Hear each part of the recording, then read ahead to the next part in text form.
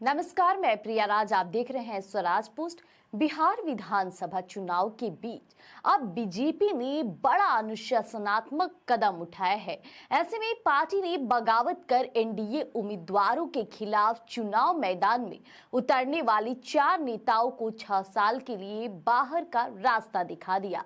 देखिए, ये चारों नाम काफी महत्वपूर्ण है। भारतीय जनता पार्टी विरोधी गतिविधियों में शामिल 4 नेताओं पर बड़ी कार्रवाई की है। इनमें बहादुरगंज से चुनाव लड़ रहे वरुण सिंह, गोपालगंज से अनूप कुमार श्रीवास्तव, तो वहीं कहलगांव से विधायक पवन यादव और साथ ही साथ बड़हरा से सूर्यभान सिंह शामिल है।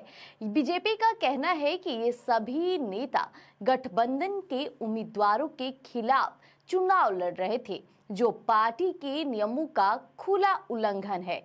इसी वजह से चारों को अब अनुशासनहीनता के आरोप में 6 साल के लिए पार्टी से निष्कासित कर दिया गया है।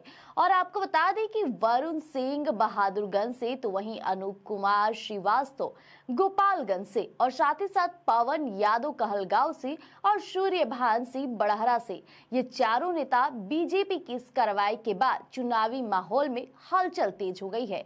और पार्टी का साफ संदेश भी है कि संगठन से ऊपर कोई नहीं और अनुशासनहीनता बर्दाश्त नहीं की जाएगी।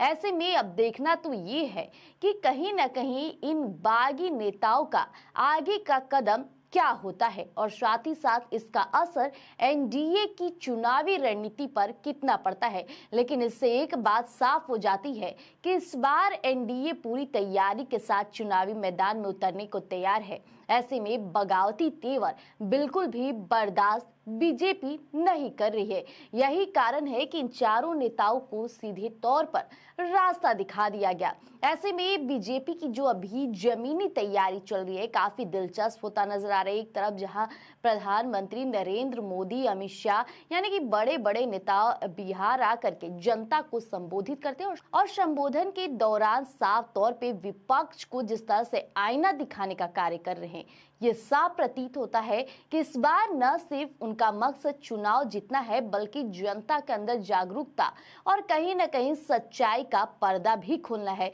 क्योंकि देखा गया कि प्रधानमंत्री नरेंद्र मोदी ने जिस तरह से लोगों को भरे मन से लाइट जलवाया, फ्लैश लाइट फोन का, उसके बाद लोगों से कहा कि क्या वाकई बिहार के लोगों को लालटेन की जरूरत है। ऐसे में दूसरी तरफ विपक्ष भी एक भी कदम पीछे नहीं कर रही बीजेपी और एनडीए की नाकाम बातों को स्पष्ट करने में। ऐसे लगातार तेजस्वी यादव भी बार बार बीजेपी के नेताओं और एनडीए के नेताओं के द्वारा दोहराए गए गलतियों को जनता के बीच पेश करते नजर आ रहे हैं। अब देखना होगा कि जनता का भरोसा किसकी तरफ है। लेकिन फिलहाल बीजेपी पूरी एक्टिव मोड में है।